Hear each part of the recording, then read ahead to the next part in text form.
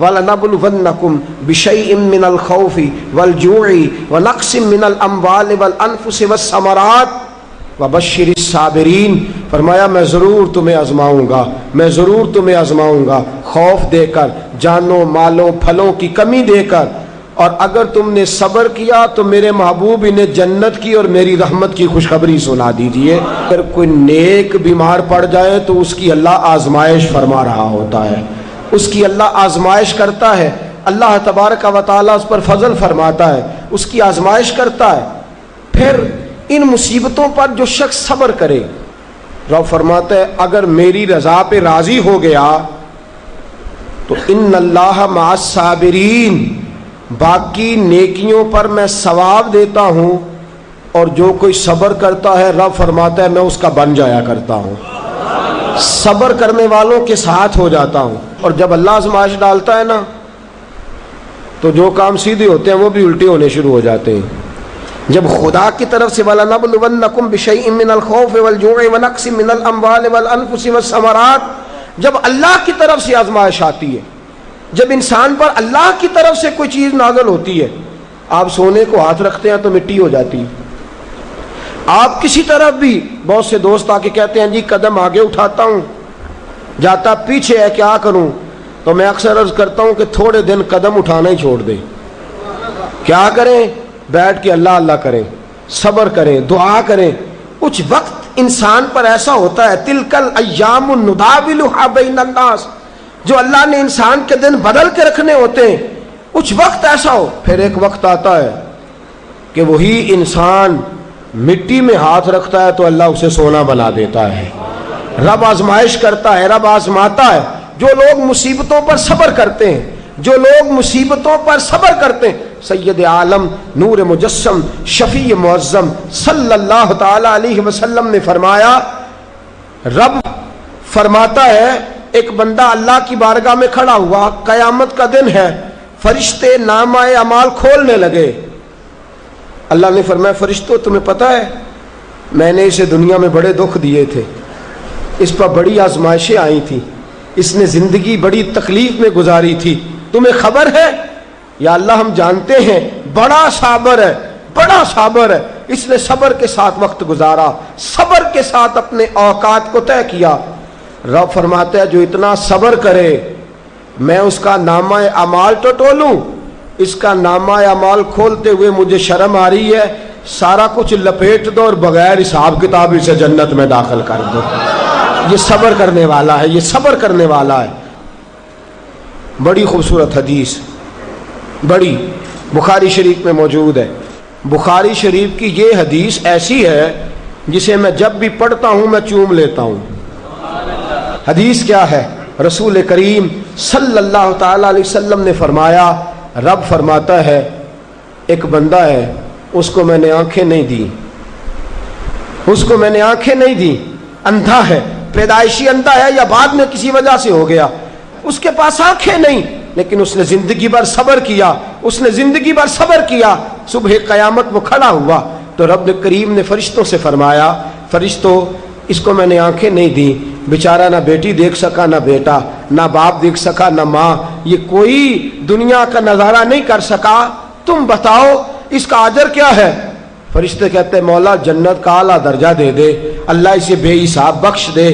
تو رب فرماتے اس نے ساری زندگی بغیر آنکھوں کے صبر کیا ہے، اسے صرف جنت نہیں ملے گی بلکہ آج اسے اس کا رب اپنا دیدار بھی کرائے گا۔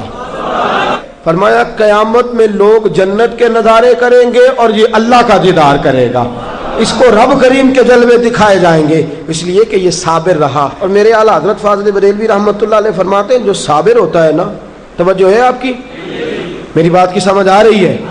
اعلیٰ حضرت فرماتے ہیں بڑا قیمتی جملہ، فرماتے ہیں جو صابر ہوتا ہے وہ سکون میں ہوتا ہے۔ شیخ سعدی رحمۃ اللہ تعالی علیہ کے پاس ایک شخص آیا، کہنے لگا حضرت جی دیکھیں نا میرے پاس اتنے بھی پیسے نہیں کہ میں جوتے لے سکوں، فرمایا صبر کر اللہ دے گا۔ کہنے لگا جی صبر ہی کیا ساری عمر، اس نے جوتے لینے کے برابر بھی پیسے نہیں دیے، ننگے پاؤں پھر رہا ہوں۔ شیخ سعدی رحمۃ اللہ تعالی علیہ نے اس کا بازو تھاما، ایک گھر میں لے گئے، دروازے پہ دستک دی، گھر کا مالک باہر آیا، اس نے دونوں طرف بیساکھیاں پکڑی ہوئی ہیں، ٹانگیں تو ہیں پر پیر ہی کوئی نہیں۔ فرمانے لگے بتا یہ اچھا ہے کہ تو؟ کہنے لگا جی میں آپ سے بھی معافی مانگتا ہوں، اپنے رب سے بھی معافی مانگتا ہوں۔ نبی پاک صلی اللہ تعالی علیہ وسلم نے فرمایا خدا اگر تجھے مصیبت دیتا ہے نا، اور ان مصیبتوں پر جب اللہ تجھے قیامت میں اجر دے گا تو تیرا دل چاہے گا کاش سکون ہوتا ہی نہ، آزمائشیں ہی آزمائشیں ہوتی، تو وہ اجر دیکھے گا۔ وہ کسی دانشور نے کہا تھا کہ میرا باپ انتقال کر گیا، 6 مہینے گزرے تو میرا 18 سال کا بیٹا بھی انتقال کر گیا۔